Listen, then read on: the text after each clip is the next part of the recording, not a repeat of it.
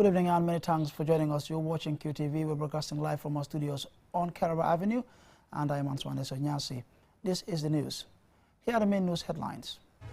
President Adama Barrow has signed a performance contract with 3 state-owned enterprises at State House in Banjul. A 5-member delegation from Sierra Leone's Political Parties Regulation Commission are in the Gambia on a week-long study tour to learn from the Inter-Party Committee's policies and programs on election good practices. And last weekend, the Directorate of Public Health Services, in collaboration with the University of the Gambia Medical Students Association, held a cleaning exercise in Banjul. In international news, a series of earthquakes in the early hours of Monday morning brought death and destruction to southern Turkey and neighboring Syria. In sports news, Talibi FC emerged champions of the QCell-sponsored Sinchu Alagie Youth and Sports Development Association League tournament after defeating Jola Kunda FC on penalties on Sunday. Well, those were the main headlines, and now the news in detail.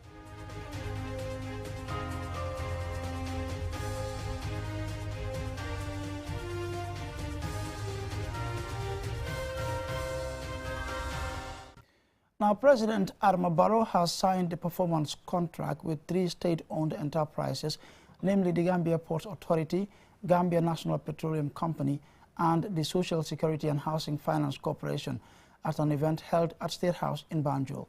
Jolenjai reports. This contract is part of new governance instrumentals and protocols designed to usher improved enterprise performance, better service delivery, and contribute more meaningfully towards national socio-economic development. The performance contract also has the potential to be the anchor for government state-owned enterprises reform. Baima Desise, Director of State-Owned Enterprises at the Ministry of Finance, spoke about the significance of transforming the state-owned enterprises from being a drain to government to being highly functional. How do you transit from a loss-making state-owned enterprise to a profit-making state-owned enterprise? How do we go from a below-average efficiency in terms of service delivery to a very effective, efficient, and quality public service delivery? How do you go from a weak corporate governance to a very strengthened corporate governance framework? The performance contract tool has the potential to take all this into consideration. Usman Jabate, Managing Director of Gambia Ports Authority, says due to high public expectation towards the delivery of the much-needed services, they are committed to leverage support from government and the line ministries to bring about the much-needed investment for sustainable development of the economy. Our institutions also continue to grapple with numerous challenges. They need to acquire more capital and financial resources for continuous development. Now, this performance contract, which institutions like the GPA is not new to, will provide the platform to harness the potentials to enhance the transformation of our institutions. Orima Jona, Chairperson of the Board of Directors at Social Security and Housing Finance Corporation, calls on the government to assist them in getting the SOEs to pay up their debts. Mr. Jona assures the President that they will do everything possible to produce what is expected of them. C.D. Keita, Minister of Finance, stated that over the past 15 years, the SOE have posed significant challenges to the government, particularly in the physical risks. Between 2018 and 2020 alone, 1% of the GDP was spent on bailing out the SOEs. And this excludes the debt service payment made by the government on behalf of the SOEs, which are yet to be reimbursed by the relevant SOEs. In addition, government has written off or has taken over significant debts of the SOE totaling to 3% of the GDP. On their tax obligations, the SOEs have only paid 0.2% of the GDP in taxes. Minister Keita stated that the current trajectory of the SOEs is unsustainable, and therefore urgent need is felt to place corrective measures to address these concerns. President Barrow underscored the important role state-owned enterprises play on the lives of the Gambian citizens and the economic performance of the government. My government is committed to solving the trouble of ineffective SOE oversight, which has contributed to the current low performance levels of some public enterprises. To this end, we have taken important steps to remedy the legacy issues constraining public enterprise operations. Key among them was to conduct a special purpose audit on all 13 SOEs in the country. Apart from the audit, it was thought appropriate to introduce an SOE bill, which will be tabled before the National Assembly soon. The Gambian leader added that the country has reached a critical stage in the development process of the country, wherein all the public institutions have to deliver on their mandates in the most efficient, effective and transparent manner. For QTV News, I am Julden Jai. Now, a 5-member delegation from Sierra Leone's Political Parties Regulation Commission are in the Gambia on a week-long study tour to learn from the Inter-Party Committee's policies and programs on the election good practices. The delegation paid a courtesy call to several ministries on Monday. Loliam Camara was with the tour party and filed this report. The 5-day visit will give the team an opportunity to interact, learn and share experiences of how the Inter-Party Committee of the Gambia was able to bring political actors together to hold a peaceful, free and fair presidential election in December 2021. The visiting team is led by Abdullahi Mbangura, chairman and head of Sierra Leone's Political Parties Regulation Commission, a body responsible for political parties in Sierra Leone, at the Foreign Affairs Ministry in Banjul, where the team paid their first visit. Sekuba, the co-chair of the Inter-Party Committee, IPC, thanked Honorable Alagie Jammeh, Gambia's High Commissioner to Sierra Leone, for the role he played in facilitating the visit. Honorable Ba outlined that part of their achievement made in the past year includes the creation of a women's wing and a youth wing, among other achievements. Honorable Abubakar Halifa Saleh, former co-chair and one of the pioneers of the Inter-Party Committee, says one of the IPC's fundamental objectives is to promote cooperation in the sub-region with institutions entrusted in promoting democracy and peace. Abdullah Mbangura, the delegation's lead, says they are here ahead of Sierra Leone's elections in June to study a number of things, including how the Inter-Party Committee of the Gambia were able to achieve success in the recent presidential election. When we heard about the work the IPC is doing in the Gambia, we thought that, wow, we need to come over and see what we can take back home to Sierra Leone after studying all of what you do, and see if we can replicate that and try to kind of reactivate our own outfit that we have there, the APA. And our coming over here is basically to do that. Accompanying the delegates are top officials of the Inter-Party Committee. The Gambia's Foreign Minister, Mamadou Tangara, says they are honored to receive the delegation from Sierra Leone and that this is a step in the right direction. He thanked the political leaders for their maturity and sense of responsibility they showed in handling their party supporters in the December election. From the Ministry of Foreign Affairs, the tour continued to the Sierra Leone's High Commission, where the theme was received by Musa Bai Sise, First Secretary who represented the High Commissioner. Samba Balde, co-chair of the Inter-Party Committee, in his remarks at the High Commission, says the IPC is committed to ensuring that peaceful coexistence continues among political parties in the country, adding that at the IPC there is no partisan politics but Gambians with a common interest. The last ministry visited was the Interior Ministry, one of their key partners. There, Musa Amunyasi, liaison officer and ex-co-chair, highlights how political party leaders were committed to ensuring peace prevailed during and after the election. Yes, they have a memorandum of understanding, and the memorandum of understanding have the code of conduct that is explicit on how political parties should operate in the country. But of course, without the commitment and dedication of the political parties, it was going to be difficult. The Minister of Interior, Siaka Sonko, made some recommendations to the team. Other political parties also represented, if you have them there, would help. Maybe you have a team going to, like you came, they pay a return visit to you, and they will share their ideas with you, and you find a way to solve your problems. The IPC was formed in 2006 by political party leaders to champion the welfare and issues and interactions between political parties in the Gambia.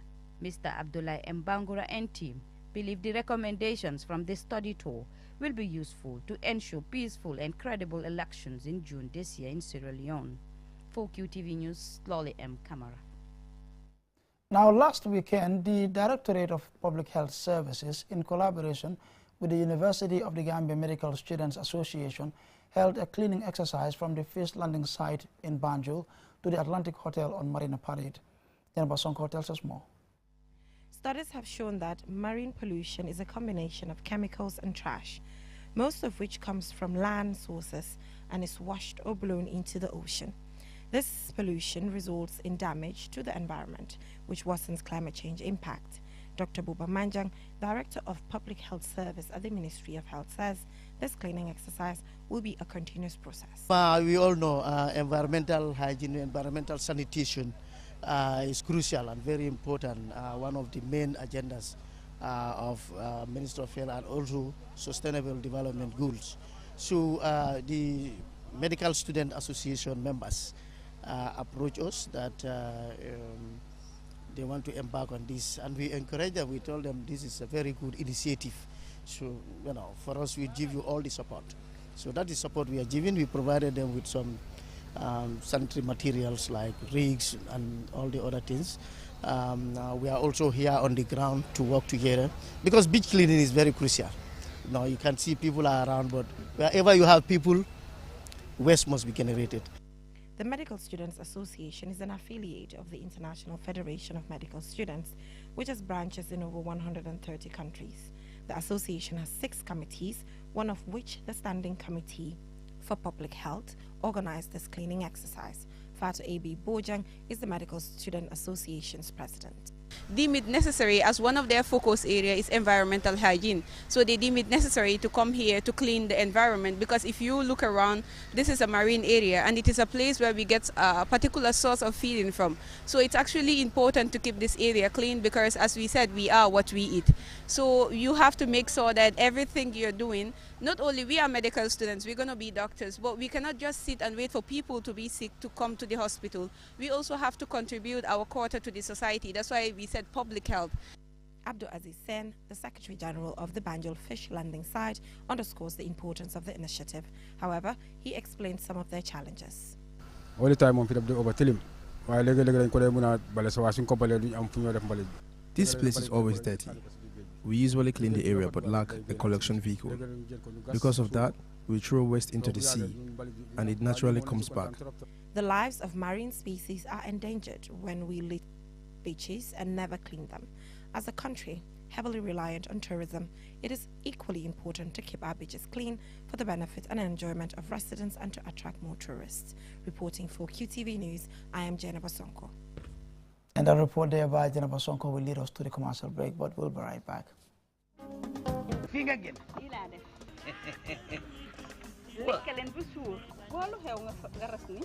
Amna lu manqué de. Lu manqué? Armanti mayonnaise so amul duma lek. Maa ngi ñëw man maa jégi armanti. Ah.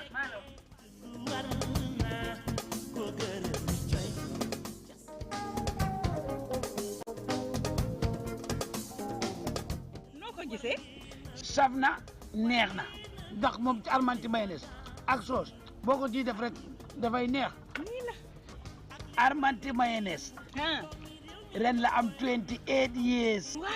Ta cafka mosul ci tegoon tànkam fa la ko teg ba tey. Man maak armanti dama ko miin. Yàlla dafa dogal armanti dafa doon sama xarit. Yéen jéegi réew mi nee naa leen ñaar fukki at ak juróom-ñett du fukki at ak juróom-ñett déedéet du ay fodde maa la ñu wax lii dugg leen ci bépp marché bépp supermarket bépp boutique ci biir réew mi am na 500 millilitres 1000 millilitres ak 5 kilos li ci gën a tee dàq mooy def leen indil 25 grammes mooy caatu mayonnaise bi am na margarine bota am na bota ice am corned beef bu yàpp ak bu ginaar am na sardine ak banana milk armanti daal dafa complété lépp ngir noppal jéeg yi seen biir waay. Armanti product, the good quality food.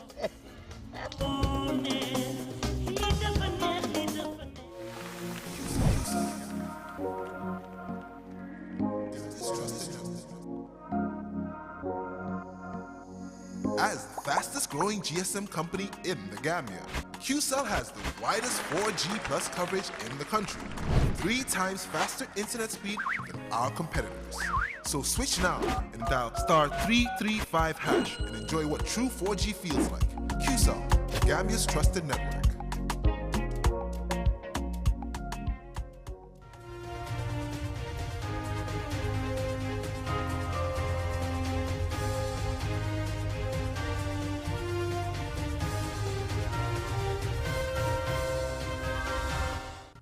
Well, thanks for staying with us, and if you're just joining us, you're watching QTV News coming to you live from our studios on Caraba Avenue. And in a moment, we take a look at international news.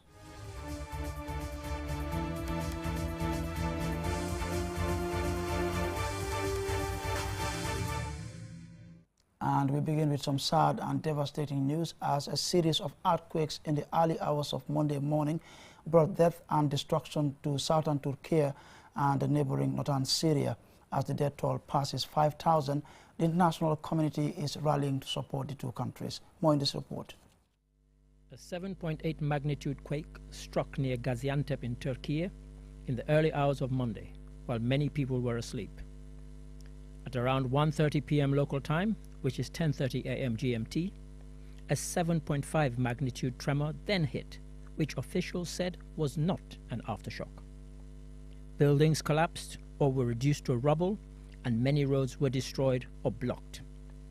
In Turkey, by Monday morning, authorities put the death toll at 3,419 after the first quake, with an estimated 15,000 people injured.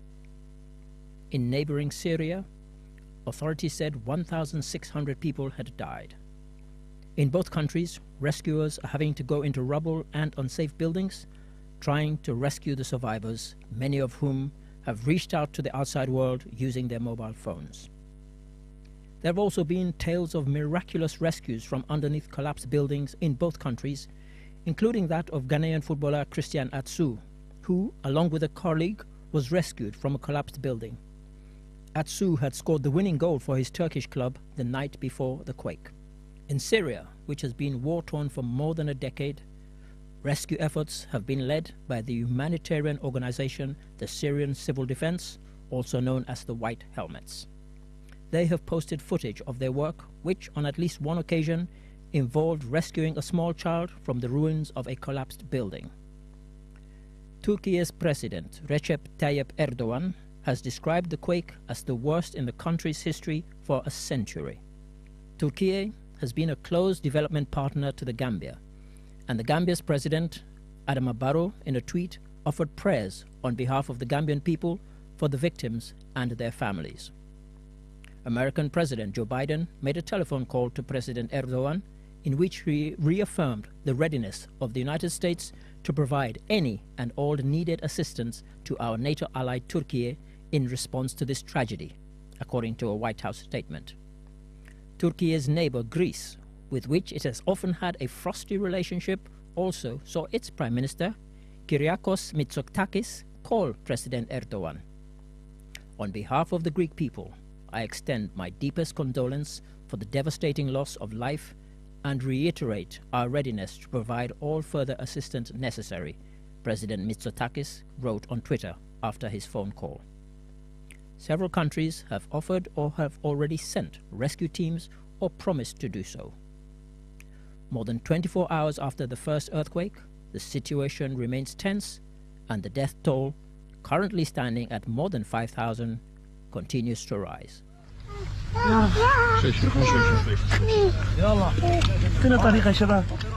QTV News, I am Adi Darami. Very sad events there in Turkey, and actually the death toll, we understand, is at 7,200 officially currently. Our prayers and thoughts are with the people of Turkey. Now, considered one of the greatest scholars to emerge in Africa in the 20th century, Cheikh Anta Diop died on this day in 1986, aged 63.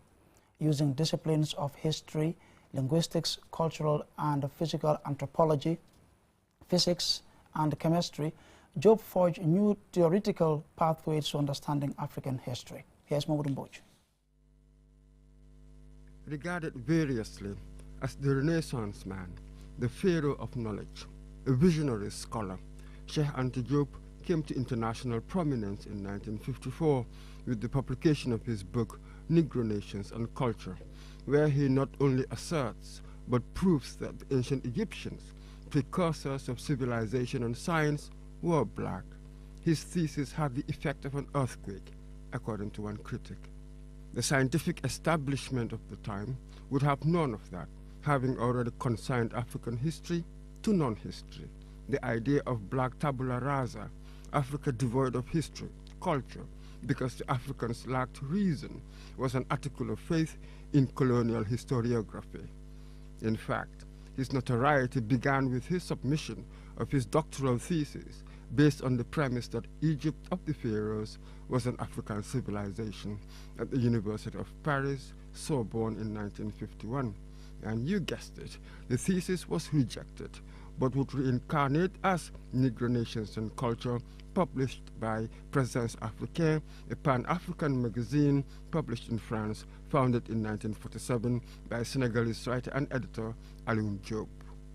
Cheikh Anta Diop went on to become a prolific writer whose expertise spanned the worlds of history, anthropology, linguistics, mathematics, physics, philosophy, and Egyptology. But throughout his scholarly work, he highlighted two outstanding features of African history. First, its status as the source of human history and civilization, and second, that the African continent, the parent continent of the world, shows remarkable continuity.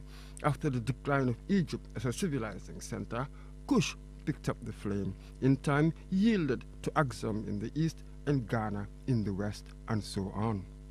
His arguments are well laid out in his books, The Cultural Unity of Black Africa and Pre-Colonial Black Africa. During his student days, he was a keen political activist. From 1950 to 1953, he served as Secretary General of a federation of African political parties known as the Rassemblement Démocratique Africain.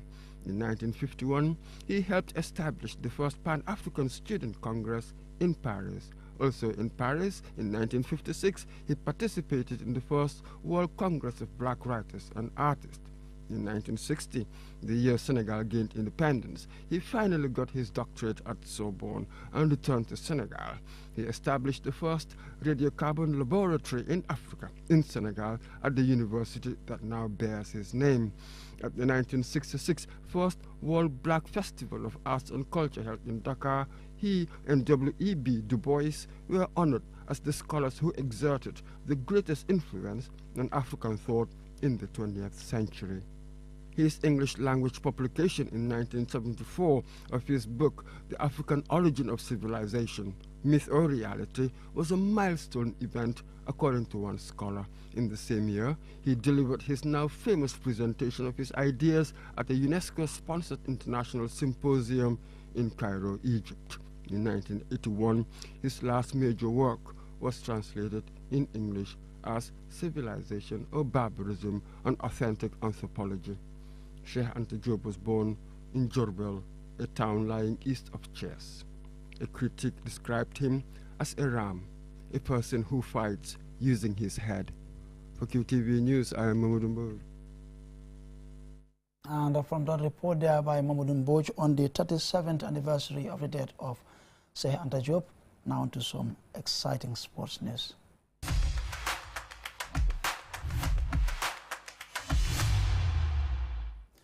Now, Talibi FC emerged champions of the QCell-sponsored Sinchu Alagie Youth and Sports Development Association's League Tournament after a 3-1 win against Jola Kunda FC on penalties on Sunday. Our sports reporter Mamadou Kajaga was there and he now reports.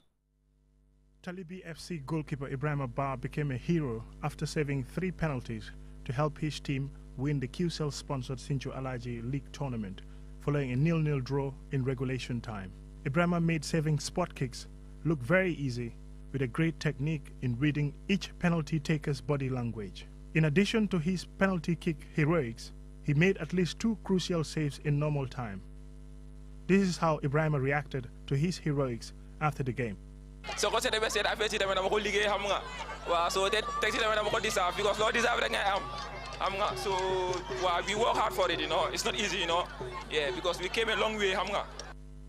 Mohamed Fall, coach of Talibi FC, was full of nerves as his players took their penalties. He said how it felt to win the league title. I did 2014 to 15, I'm on trophy. So I take over team for first time I win trophy. So lol content la. We definitely need this title as a community. It has been years we've not won a trophy. I would say since 2014 or 2015, we've not won a trophy. Winning this trophy is a huge achievement for me as the new coach of the team. Jola-Kunda FC had been the dominant side throughout the game, and despite having several scoring opportunities, couldn't convert any. Pa Gay, assistant coach of Jola-Kunda FC, says they lost because of missed opportunities. He added that despite losing the final, he is still proud of his players. Yeah, hard luck to my team. I'm trying to encourage my boys to go back and work on the field so that we can do it, because we could win this game, but we didn't take on our chances. So this is what killed us. And we came to the penalty, we are not taking it seriously. And the referee too also, it was very poor. The officiating was very poor. We came early. At 3 a.m. we are here. We played for 35 minutes, you know, that's not normal. So the referee also, they should try and help us so that we can develop our grassroots football. Even in the league, it's happening. I'm watching the league every day. So it's kind of frustrating. The final was attended by dignitaries including the Minister of Youth and Sports, Bakari Baji, the National Assembly member for All Yundum constituency, Abdullah Sise, amongst others. Umudu Gajaga, QTV News. Well, congratulations to Talibi, and I'm afraid this is where we'll draw the curtains on this edition. But do join us at 10 p.m. for another bulletin. Thanks for watching.